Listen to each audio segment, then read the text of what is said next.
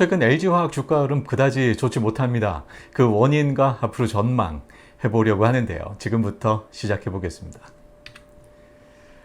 네, 이 시간에 전해드릴 주요 내용 먼저 짚어볼게요. 첫 번째는 양극재 성장성입니다. 그 캐파와 실적 전망을 통해서 양극재 성장성 얼마나 되나 지난 시간에 사실 자세하게 짚어봤죠. 못 보신 분들을 위해서 간단히 짚고 넘어가고요.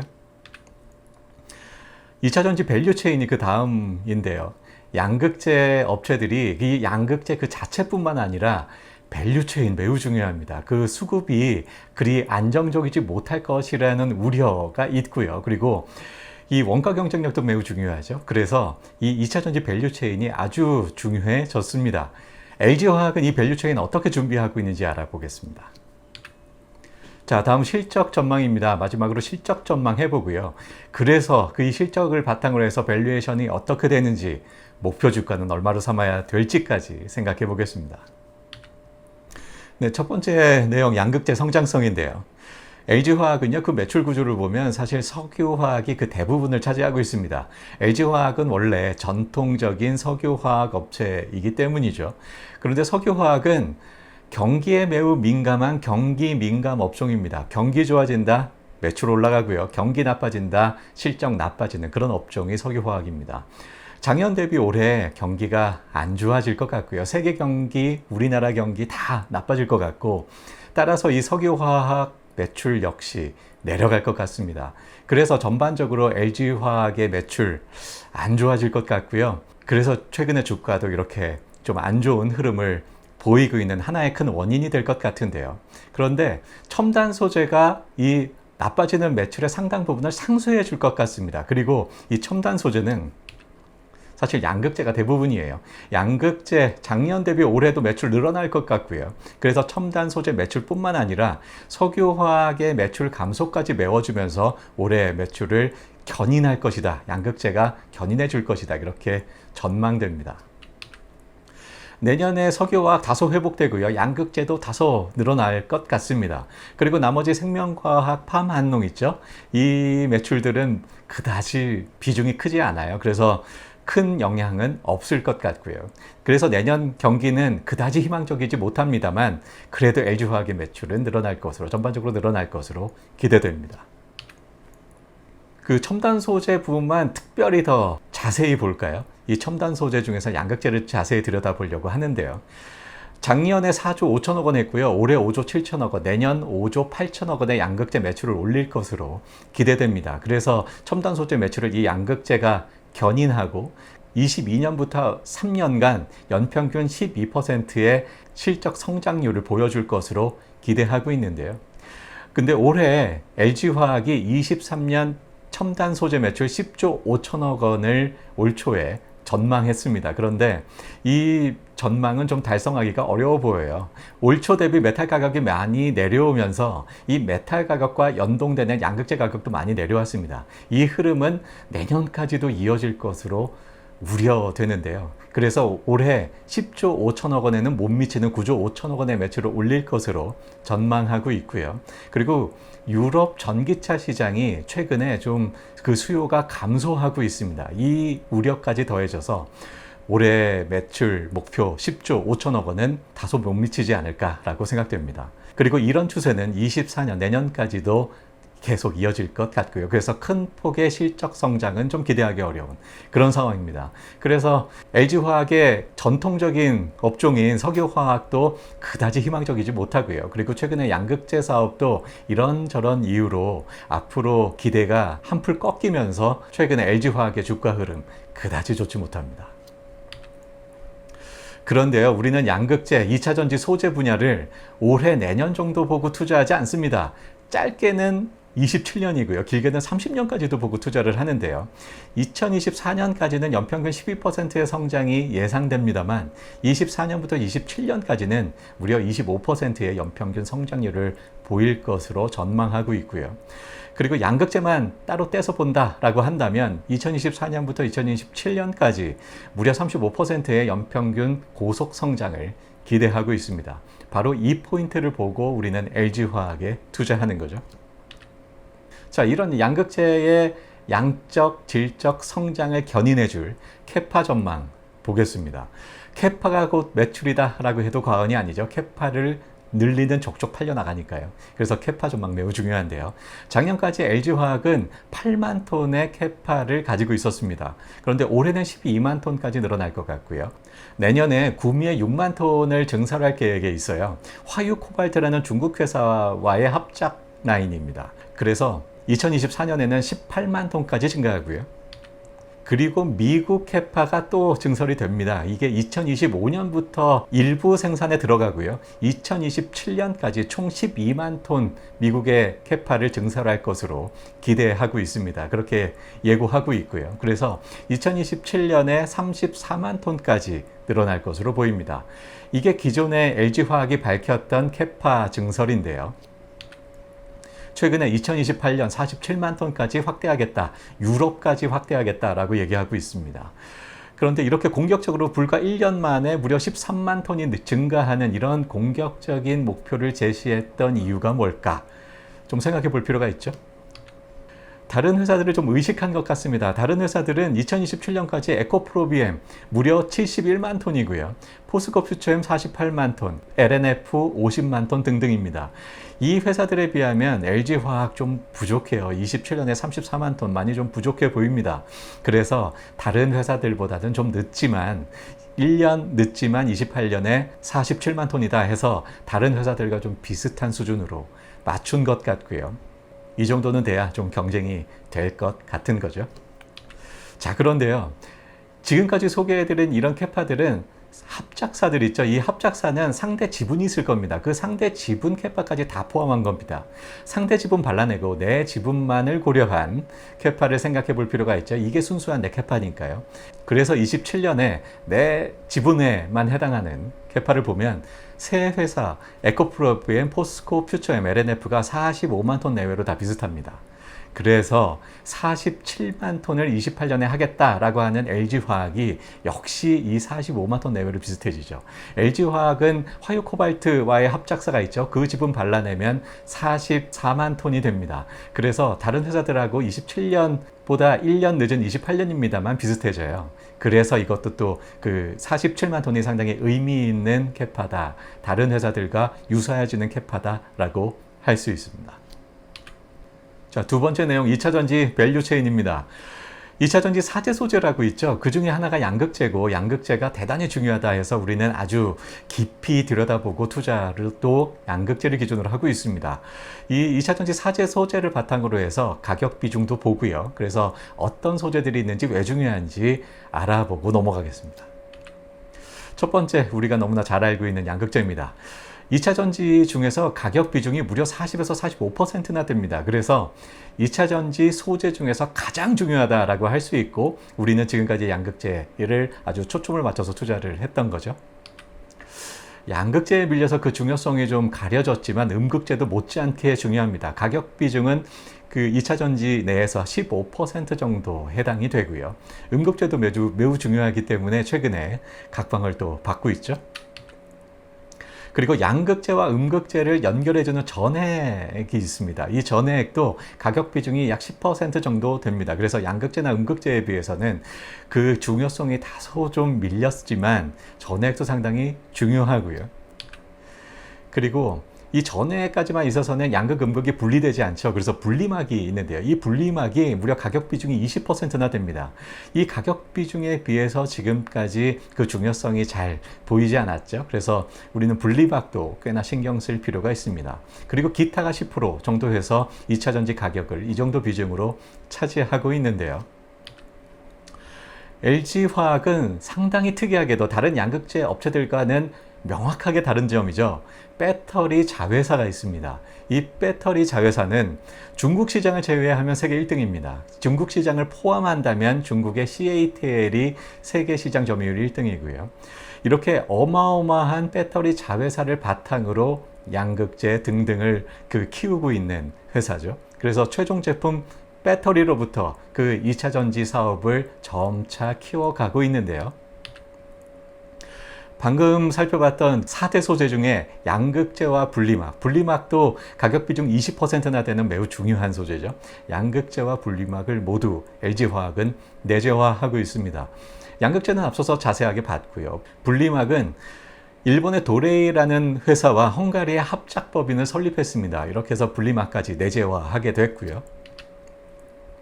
다음 중간 소재라고 할 수 있죠. 양극재 전 단계인 전구체도 진행하고 있습니다. 캠코와의 조인트 벤처죠. 한국 전구체를 설립을 했는데 아직은 그 양이 그리 많지가 못합니다. 그래서 많은 경우 수입에 의존하고 있습니다만 점차 그 전구체의 내재화율도 올라갈 것으로 기대되고요. 그리고 2차 전지 4대 소재에는 포함되지 않았습니다만 리튬 대단히 중요합니다. 그 피드몬트 리튬이라는 미국 회사 있습니다. 지분 5.7%를 인수했는데 리튬을 내재화했다라고 하기에는 그 지분 규모가 그다지 충분치는 못해 보입니다만 앞으로 리튬에 대해서 계속해서 신경을 쓸 것 같고요. 기대해 볼 만한 부분일 것 같습니다. 자, 이렇게 빨간 네모를 친 리튬 전구체 분리막이 LG화학의 새로운 2차전지 소재 분야의 신사업이다라고 할 수 있는데 앞으로의 주가 바로 이 신사업들에 의해서 움직일 것 같다라는 생각할 수 있겠습니다. 자, 지금부터 실적 전망 하겠습니다. 실적 전망을 위해서 주요 가정을 먼저 하나하나 짚어보겠습니다. 첫 번째로 내년까지 단가 하락은 이어질 것 같습니다. 지금까지 계속해서 그 메탈 가격 내려가고 있고 이와 연동된 양극재 가격 올 초 대비 계속해서 내려가고 있죠.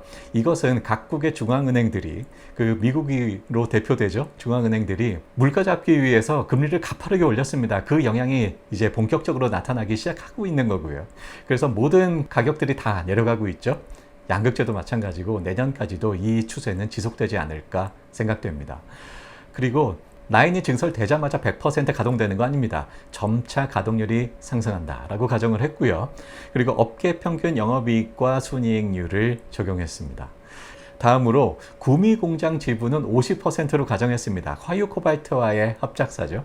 그래서 실적은 지분을 반영한 지배주주 순이익을 적용했습니다. 자, 그렇게 해서 실적 전망 해볼까요? 양극재 캐파가 작년까지 8만 톤, 28년까지 47만 톤이다 라고 앞서서 말씀드렸죠. 이 캐파를 가지고 얼마나 출하량을 만들어낼 것인가 그 생산량 전망을 한 그래프입니다. 작년까지 8만 톤의 캐파를 가지고 있다 말씀드렸죠.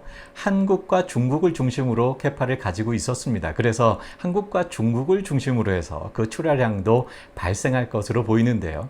그런데 중국은 그 출하량 증가가 좀 제한적일 것으로 보이고요. 왜냐하면 중국 그 규제 때문이죠. 그리고 우리나라를 중심으로 해서 그 출하량이 증가할 것으로 보입니다. 당분간은요. 그래서 이 경향은 2024년 5년까지 계속될 것으로 보이고 그런데 2025년부터 미국의 출하량이 발생하기 시작합니다. 이게 급격하게 증가해서 2028년까지는 미국과 우리나라가 출하량이 거의 대등한 그런 모습을 보일 것으로 예상되고요. 따라서 미국과 한국이 LG화학 양극재 실적 견인의 중심지다라고 할 수 있겠습니다. 나머지 중국 좀 제한적이고 유럽도 28년에 시작이 되면서 각지에서 양극재를 생산하는 그런 모습이 되고요. 그런데 유효량이 좀 있죠. 노는 캐파인데요. 캐파 앞서서 어떻게 가동률이 발생할 것이다 가정을 말씀을 드렸고 그런 가정에 따라서 유효량도 꽤나 될 것 같은데 가동률을 얼마나 잘 끌어올릴 것인가 이것도 하나의 관건이 될 것 같습니다. 그래서 이 출하량이 매출을 얼마나 만들어낼 수 있을 것인가 볼까요? 올해 4조 7천억 원의 매출을 올릴 것으로 기대가 되고요. 꾸준히 증가해서 28년에 무려 21조 9천억 원까지 그 매출이 늘어날 것으로 보입니다. 이런 어마어마한 매출이 기대되기 때문에 우리는 양극재에 환호하는 거죠. 다만 앞으로 공격적으로 투자를 하면서 영업이익이나 순이익이 그렇게 많지는 않을 것으로 예상됩니다. 그래서 2028년까지 영업이익은 1조 5천억 원, 순이익은 1조 원 예상됩니다. 자, 이런 실적 전망을 바탕으로 해서 밸류에이션 해보고요. 목표 주가까지 생각해 보겠습니다. 밸류에이션은 2부 에비타 밸류에이션 하려고 하는데요. 간단히 좀 소개를 해드리면 에비타는 현금 창출 능력이고요. EV는 기업 가치입니다. 현금 창출 능력이 만약에 2배다라고 한다면 기업 가치도 2배로 평가해야 한다. 그게 바로 같은 수준으로 기업 가치를 평가한 것이다. 이런 의미인데요. 따라서 에비타분의 EV를 M이라고 정의를 한다면 기업가치 EV는 현금 창출 능력 에비타의 멀티플 M 곱해서 기업가치 도출할 수가 있죠. 먼저 석유화학이죠. 기초소재 부문 보겠습니다. 내년 말 실적 기준으로 밸류에이션을 하려고 하고요. 올해는 다 갔으니까요.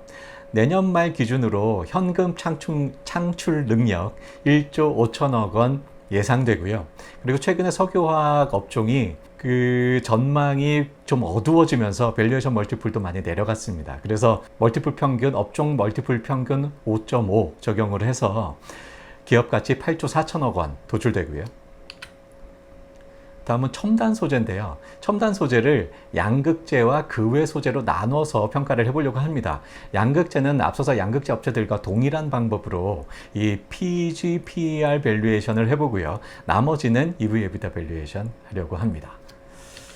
자, 먼저 PEG인데요. PEG는 여러분들 이 시간을 통해서 여러 번 말씀드렸지만 못 들어보신 분들을 위해서 간단히 소개를 해드리면 성장률분의 PER로 정의가 됩니다. 가파른 성장률을 보이는 그런 회사의 경우 우리는 PER 멀티플도 굉장히 높게 올라가는 것을 볼 수 있습니다. 이런 점에 착안을 해서 성장률이 높으면 PER도 올라가야 된다. 성장률이 만약에 2배다 라고 한다면 PER 밸류에이션 멀티플도 2배로 올라가는 것이 결국 같은 PER 수준이다 라는 의미가 바로 PEG 밸류에이션 지표입니다. 그래서 성장률분의 PER로 정의가 되고요.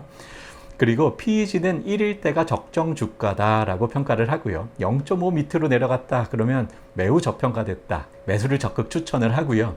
1.5 이상이다 고평가됐다. 매도를 추천합니다. 그래서 PEG 1을 적용해 보기로 하고요. 그리고 앞서서 실적 전망 해봤죠. 23년부터 27년까지 순이익 성장률 30.2% 도출이 되고요. PEG 1 적용을 해서 목표 PER 30.2 도출됩니다. PEG는 성장률분의 PER이니까 PEG의 성장률 곱하면 목표하는 PER을 얻을 수 있잖아요. 이렇게 해서 도출된 목표 PER 30.2 나오고요. 그리고 27년 예상 순이익 7천억 원입니다. 여기에 앞서서 얻은 30.2 PER 곱해서 목표 시총 20조 3천억 원 나옵니다. 그런데 우리 24년 실적 기준으로 해서 밸류에이션 하고 있잖아요. 27년 20조 3천억 원을 24년 기준으로 그 가치를 환산해야 되는데요. 미래 가치를 현재 가치로 환산할 때 할인이 됩니다. 그래서 계산을 해보면 15조 3천억 원이 나옵니다. 그래서 첨단 소재 중에서 양극재 기업 가치 15조 3천억 원이 됩니다. 다음은 첨단 소재 그 외의 가치들을 평가를 해보면요. 24년 말 기준 현금 창출 능력 5천억 원 예상되고요. 그리고 기초 소재와 동일한 EV 에비타 멀티플 5.5 적용을 해서 사업 가치 2조 7천억 원 나옵니다. 그리고 생명과학인데요. 내년 말 현금 창출 능력 1,200억 원, 그리고 업계 평균 멀티플 6 적용해서 기업 가치 1조 원 도출되고요. 다음 파만농은 같은 방법으로 해서 3,800억 원 나옵니다. 다음은 자회사 가치인데요. 자회사 무려 LG 에너지 솔루션이라는 어마어마한 자회사가 있습니다. 이 자회사의 가치 어떻게 평가해야 될까 생각해 볼게요. 9월 8일 주가 기준으로 해서 119조 원의 시총을 가지고 있습니다. 여기에 지분 82%를 곱하고 지주사 할인 50% 적용을 해서 가치 48조 7천억 원을 LG화학의 지분 가치다 라고 평가해서 반영을 했습니다. 그런데요. 여기서 잠깐 주식 투자 토막 상식을 위해서 코너 속의 코너, 여기서 잠깐 코너를 만들어 봤습니다. 주식 투자를 위해서 중요한 상식들을 전해드리는 그런 코너인데요. 바로 지주사 할인을 알아보려고 합니다. 얼마 전에 구독자분께서 지주사 할인 도대체 왜 하냐 이런 질문을 주셨고 댓글로 다소 길게 알려드렸는데요. 이런 말씀을 드린 지가 좀 됐어요. 그래서 지주사 할인 좀 자세히 알아보겠습니다. 자, 구체적인 예를 가지고 알아보겠습니다. LG 에너지 솔루션이 약 120조의 시총을 가지고 있죠. 지분 82%에 해당하는 가치는 약 100조 원이 됩니다. 그럼 나머지 20조가 18%에 해당하는 가치가 되겠죠. LG화학이 LG에너지솔루션 지분 82%를 가지고 있어요. 따라서 이 82%에 해당하는 100조를 LG화학의 가치다라고 넘겨준다면 LG화학은 이 가치 100조를 가지고, 그리고 LG에너지솔루션은 이 100조를 떼어줬으니 20조가 남는 상황이 됐네요. 그리고 기초소재, 첨단소재, 생명과학, 팜한농 등등이 있습니다. 기초소재 8조 평가가 되고요. 첨단소재 등등 해서 20조로 평가가 됩니다. 따라서 LG에너지솔루션 82%에 해당하는 지분가치 100조 원에다가 기초소재, 첨단소재 등등 한 28조를 더해서 128조가 그렇다면 LG화학의 가치인가? 라고 생각을 할 수 있겠습니다. 그런데 LG화학 지금 시총 약 40조 정도예요. 128조에는 크게 미치지 못하는데요. 게다가 LG에너지솔루션이 지금 20조인가요? 시총이 무려 120조예요. 이 100조 어디 갔나요? LG화학에 이렇게 떼줘도 되는 걸까요? LG에너지솔루션은 지금 시총이 120조입니다. 그래서 LG에너지솔루션의 그런 100조를 다시 환원을 한다면 LG화학과 LG에너지솔루션이 이 100조에 해당하는 지분 82% 100조에 해당하는 가치가 LG에너지솔루션 시총에도 포함되어 있고 LG화학 시총에도 포함되어 있습니다. 자, 사업은 하나예요. 그 사업 하나 뭐죠? LG에너지솔루션이 사업하는 배터리 사업이 그것입니다. 그런데 그 배터리 사업의 82%가 LG에너지솔루션 시총에도 포함되어 있고 LG화학 시총에도 포함되어 있는 이런 상황입니다. 이런 것을 더블 카운팅이라고 하는데요. 사업은 하나인데 양쪽의 시총에 그 가치가 포함되어 있는 경우 더블 카운팅이라고 부릅니다. 두 회사가 모두 상장되어 있기 때문입니다. 모회사와 자회사가 모두 상장되어 있는 경우 이렇게 지분이 얽혀서 더블 카운팅 이슈가 발생하는데요. 그래서 시장은 이렇게 평가합니다. 실제로 사업하는 사업 가치를 아주 중요하게 보고요. 그래서 그 사업 가치를 100% 다 쳐줍니다. 그래서 LG에너지솔루션에 그 100조가 다 들어가고요. LG화학은 지분 가치가 아주 크게 할인되어 있죠. 계산을 해보면 시총이 전체 40조잖아요. 그 중에 나머지 사업 가치들 28조를 제외하고 나면 12조가 남습니다. 그 12조가 바로 LG화학이 가지고 있는 LG에너지솔루션에 대한 지분 가치 82%다라고 할 수 있겠죠. 그런데 이 12조는 무려 88%나 할인된 가격입니다. 82%에 해당하는 것은 100조잖아요. 그런데 82%나 88%나 할인해서 12조 원을 지금 시장은 LG화학에 반영하고 있다라고 평가할 수 있겠습니다. 그런데요, 이 12조 역시 중복입니다. 그 100조하고 중복되어 있는 상황이죠. 하지만 시장은 이런 정도로 평가를 해요. 사업 가치는 전부 다 100% 전부 반영을 하고요. 지분 가치는 이렇게 크게 할인해서 반영을 하는데, 그런데 88%는 너무 크게 할인을 했고 보통은 50% 정도를 반영합니다. 그래서 만약에 50%를 할인한다고 하면 38조가 더 늘어나야 합니다. 그래서 LG화학은 지금 시총이 38조가 할인되어 있다라고 할 수 있겠습니다. 이게 밸류에이션의 결과고요. 자, 이제 지주사 할인 좀 이해가 되시나요? 앞으로도 계속해서 여기서 잠깐이라는 이름으로 주식 투자 토막 상식 계속해서 잠깐 전달해 드리도록 하겠습니다. 그리고 다시 보기 쉽도록 따로 떼내서 재생 목록에 따로 모아 놓을 테니까요. 다시 계속해서 꾸준히 봐주시기 바랍니다. 네. 기업 가치에 순차익금을 빼야 시가총액이 얻어질 수 있습니다. 왜냐하면 기업 가치는 시가총액의 순차익금으로 정의가 되거든요. 그래서 순차익금에다가 우선주 시총 있죠? 이것도 빼야 합니다. 우리는 보통주를 기준으로 지금 평가를 하고 있으니까요. 그래서 총 5조 6천억 원을 제외한 70조 7천억 원을 LG화학의 목표 시총이다라고 할 수 있습니다. 목표 시총 나왔습니다. 총발행 주식수로 나누면 우리가 원하는 목표 주가 나오죠. 그래서 목표 주가는요 100만 원 나옵니다. 현재 주가 대비 상당히 높은 상황인데요. LG에너지솔루션 지분 가치가 크게 할인되어 있는 상황이기 때문입니다.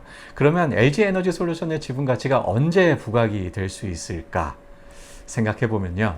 자회사의 지분 가치는 할인할 수 있어도 현금 가치는 할인할 수가 없습니다. 만약에 LG화학이 82%의 지분을 다 매각을 해서 약 100조 원의 현금을 보유한다면 그렇다면 주가는 크게 상승을 할 겁니다.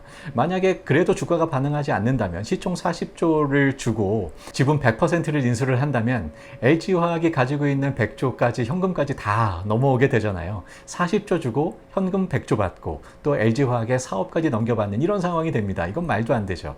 따라서 현금은 그 가치를 평가할 일이 없고 바로 그냥 반영이 돼야 합니다. 따라서 LG화학이 자회사의 지분을 매각할 때 그때 그 지분 가치가 들썩들썩할 것 같습니다.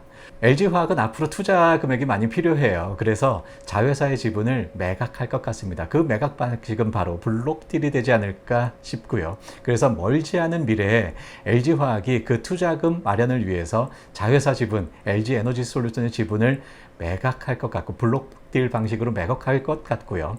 바로 그때 LG에너지솔루션의 주가는 내려가겠지만 LG화학의 주가는 들썩이지 않을까 예상해 봅니다.